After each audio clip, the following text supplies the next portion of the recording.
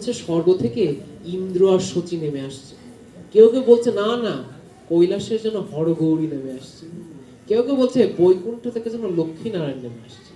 মানে যত সুন্দর সুন্দর জুটি আছে, দম্পতি আছে, সবাই এই তাদের সাথে তাদের তুলনা করতে পারে। মহাপ্রভু এত সুন্দর আর বিষ্ণুপ্রিয়া দেবী এত সুন্দর যে দুইজনই একে অপরের পরিপূরক হিসেবে এমন মনোরম শোভা তৈরি করলেন যে অনেকেই তো সেই বিয়ে বরযাত্রী কনে যাত্রা সেজে গুজে আসছে, গয়না অলংকার পরে আসছে। মানুষ বিয়ের দিন শুধু বর কন্যাকে দেখে না, পাশে কে কি সাজলো, কে কি শাড়ি পরলো, সেগুলো গয়নাও দেখে।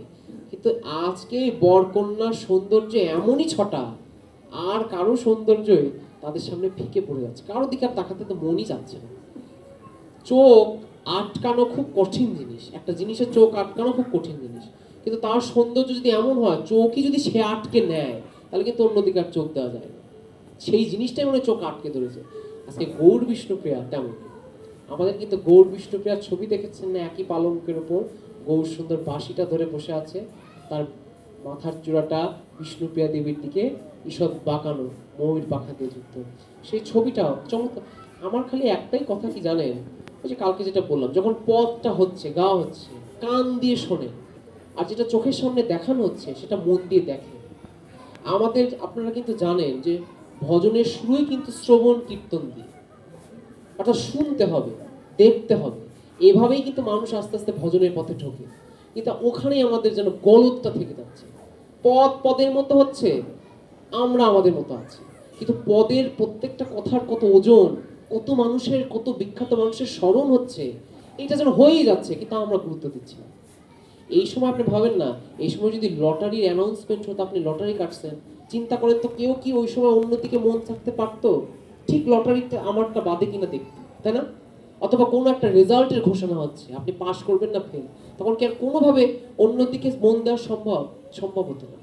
তাহলে অর্থাৎ বোঝা যাচ্ছে এই যে পথটা হচ্ছে, আমরা তাকে ওই গুরুত্বটা দেই না, এটা আমাদের কাছে অত গুরুত্বপূর্ণ না, এই জন্য ওই রকম অ্যাটেনশনটা আসতেছে না।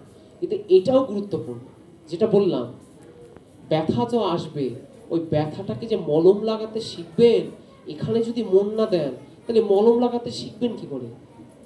আমাদের যাবতীয় সাধনা তো দুঃখটাকে শেষ করার জন্য না, কারণ দুঃখ শেষ হতে পারে না, ভোগ না করলে কারো দুঃখ যায় না, সবাকেই ভোগ করতে হয়। কিন্তু ওই ভোগের উপর কত মলমটা লাগাতে পারি, ভোগটা কত ভুলে থাকতে পারি, এটাই তো।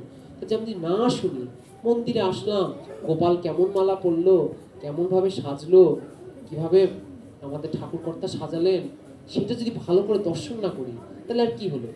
আপনি বিভিন্ন বিখ্যাত মন্দিরে যান, এক সেকেন্ডও দর্শন করতে পারবে না, ধাক্কা মারে সরাই দিবে। আর এখানে আসেন, কেউ ধাক্কা মারার লোক আছে? প্রাণ ভরে দেখে।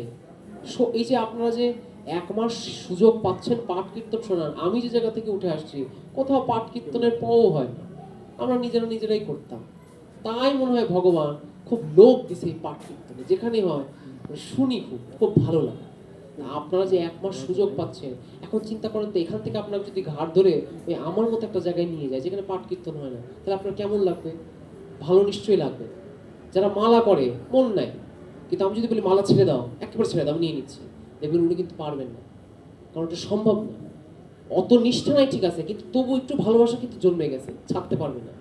তো সেরকম এখন ওই যে ছাড়তে পারছে না, ওটাকে আরো গুরুত্ব দিয়ে দিয়ে ওই ভালোবাসাটাকে দৃঢ় করে দেন, প্রবল করে দেন। যে 1 মাস পাঠটা হচ্ছে মন দেন, রোজ আসতেছেন মন্দিরে, প্রাণ ভরে দেখেন, সময়টা কম হোক, সময় বেশি না হোক, কিন্তু মানসম্মত হোক, দর্শনটা যেন মানসম্মত হোক। তো সবাই আজকে গৌর বিষ্ণুপ্রিয়ার সেই অপূর্ব রূপ দর্শন করছে। তারপর মা সচী তার ছেলের বউকে বুকে জড়ায় ধরে ঘরের মধ্যে নিয়ে গেল, এবং সেখানে মহাপ্রভু এবং বিষ্ণুপ্রিয়া দেবীর প্রথম গৃহপ্রবেশ হল। এইভাবে মহাপ্রভু গৌরসুন্দর এবং বিষ্ণুপ্রিয়া মায়ের বিয়ে হল। এখন মা সচী ভাবে যে ছেলে বিয়ে করেছে, এখন যদি ঠিকমতো সংসারটা না দেখে, তাহলে একটা ঘরে বউ আছে, সমস্যা। মায়ের এই ভাবটা বুঝে মহাপ্রভু আবার সুন্দর করেছে সংসার লীলা। মা লক্ষ্মীপ্রিয়া চলে যাওয়ার পর যে একটা আনমনা ভাব, একটা উরুরু ভাব, ওইটা আবার প্রশমিত করে আবার সুন্দর করে সাংসারিক লীলা আয়োজন করতে লাগলেন। আসলে ভগবানকে তো অনেকের মন রেখে চলতে হয়, তাই না? আমরা যেরকম ভগবানের মন রেখে চলি, ভগবানকেও কিন্তু তার ভক্তের মন রেখে চলতে হয়। মাকে কষ্ট দেওয়া যাবে না। মা কত কষ্ট করেছে, 9টা মেয়ে মারা গেছে, তারপর বিশ্বরূপ চলে গেছে। এখন আমার জন্য মা যদি কষ্ট পায়, একদিন তো অনেক কাঁদতে হবে, তাই না? অনেক দিন কাঁদতে হবে মাকে, কিন্তু অন্তত এই কয়েকটা দিন মাকে যেন কষ্ট না দিই। এই জন্য মহাপ্রভু চাচ্ছে না কোনোভাবে যাতে মায়ের মনে কোনো ধরনের চিন্তার ভাঁজ পড়ুক যে ছেলে চলে যাবে। তা মা প্রবোধ দিতে মহাপ্রভু, আর ভগবানের মতো তো নাট্যকার কেউ না, তাই না? ভগবানের মতো নাটক কেউ জানে?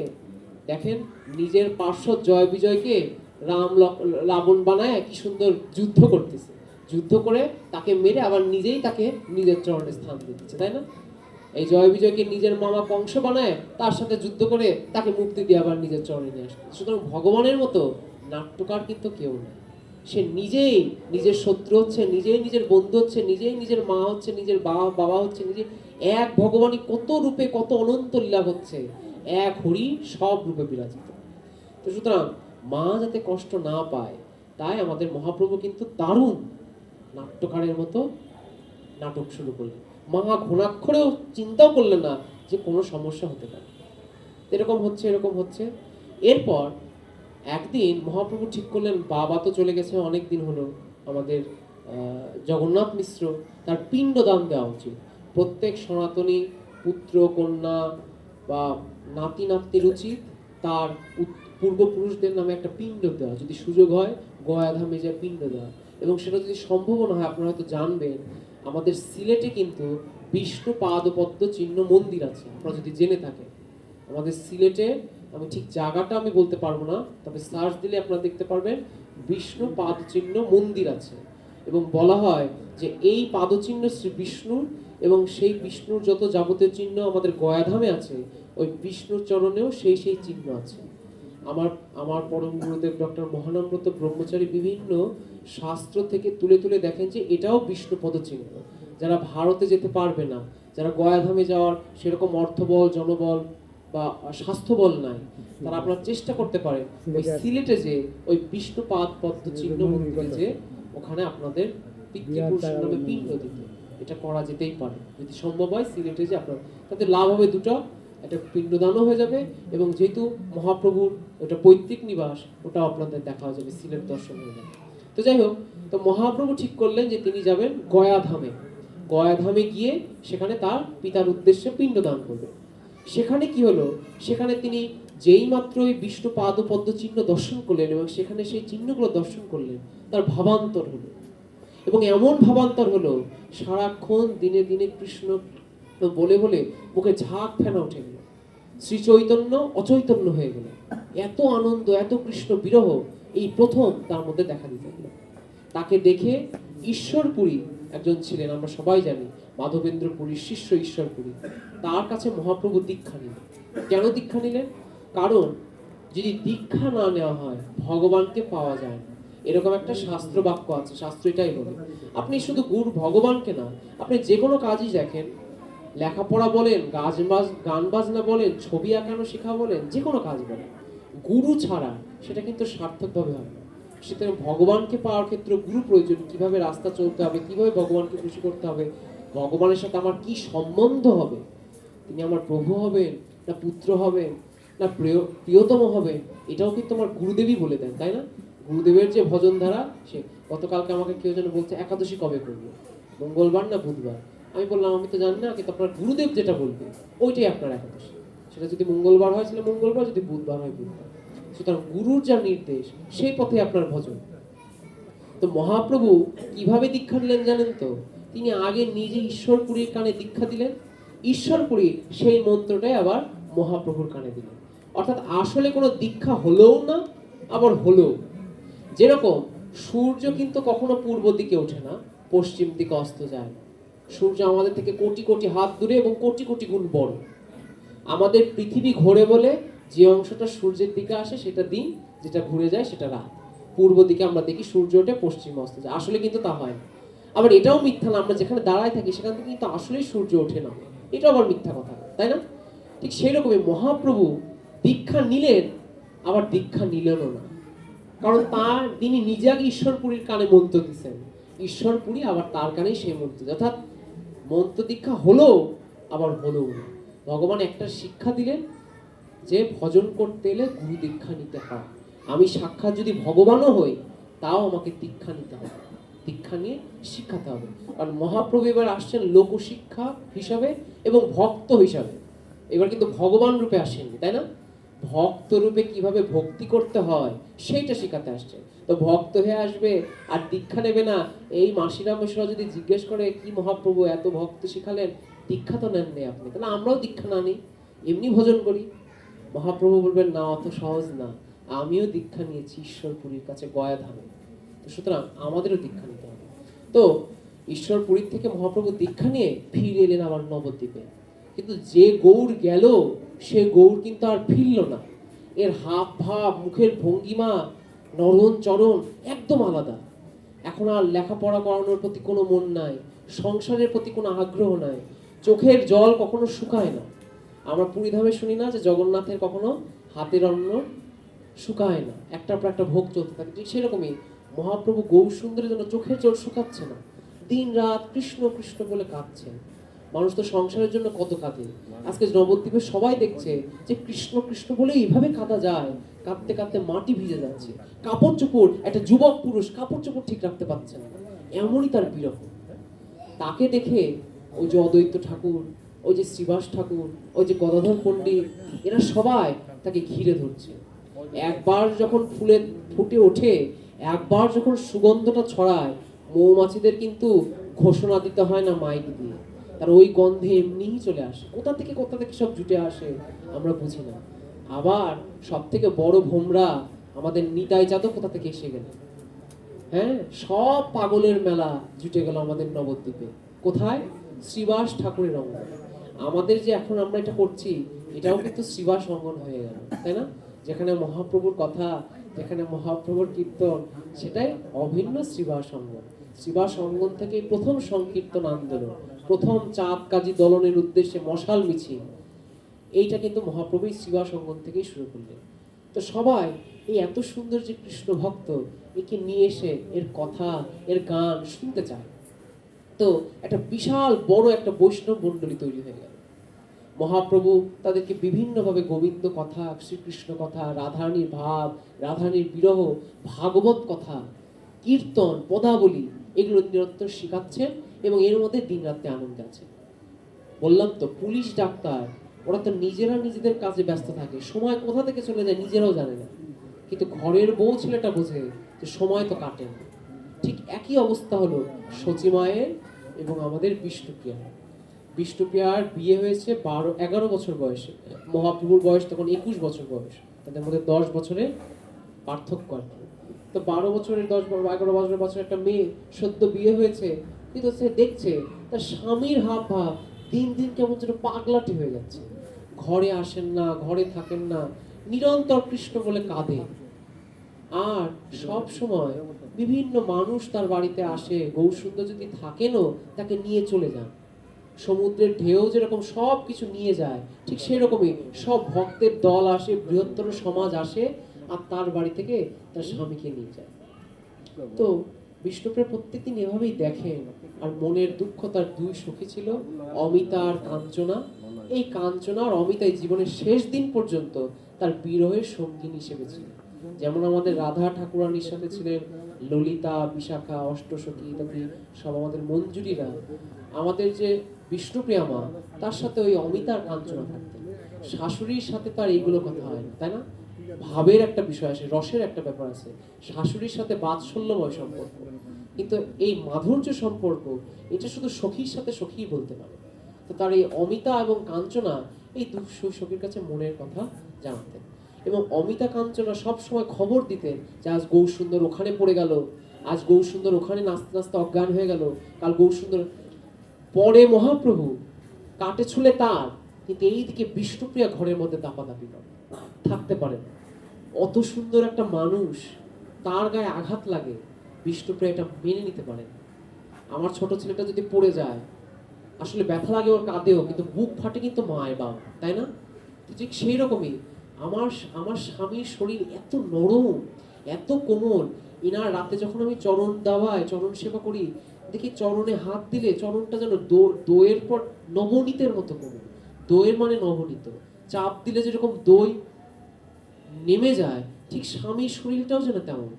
এইরকম একটা সুন্দর সোনার বর্ণ, এত নরম যার শরীর, তিনি কৃষ্ণ কীর্তন করতে করতে পড়ে যান, আছাড় খান, এত কষ্ট পান, তাহলে কেন এরকম করে? এই কষ্টে বিষ্ণুপ্রিয়ার আর রাত কাটে না। আর একটা কি সমস্যা? খাবার। ভাত রাতের চাল নিয়ে রাখেন, দুপুরের চাল নিয়ে রাখেন, ভাবেন স্বামী হয়তো আসবে, পাবে। তখন তার আমাদের মতো এত যোগাযোগ ব্যবস্থা ভালো ছিল না। আর মহাপ্রভু সারা নগরে নগরে ঘুরে বেড়াতেন। মা বিষ্ণুপ্রিয়া রান্না করে বসে থাকতেন, যে কখন স্বামী আসবে। শাশুড়িকে পাওয়ানোর পর বসে থাকতেন। বসে থাকতে থাকতে যখন সন্ধ্যা রাতে বুঝতেন যে তার স্বামী আর আসবে না, তারপর ওই যে পাত্রটা স্বামীর জন্য রাখতেন, সেটাই প্রণাম করে উঠে দিতেন। এভাবে কত দিন যে গেল, প্রসাদ পাওয়াটা না হয় চলে যায়, কিন্তু রাত্রেবেলা যখন বিছানায় একা আসে বসে থাকে, তখন যে কি কষ্ট। সেই মানুষটা এই গরমে, এই শীতে কোথায় যে থাকে কেউ জানে না। কোথায় কীর্তন করছেন, কোথায় রাতব্যাপী নাম অষ্টপ্রহর হরিনাম কীর্তন হচ্ছে, জানে না।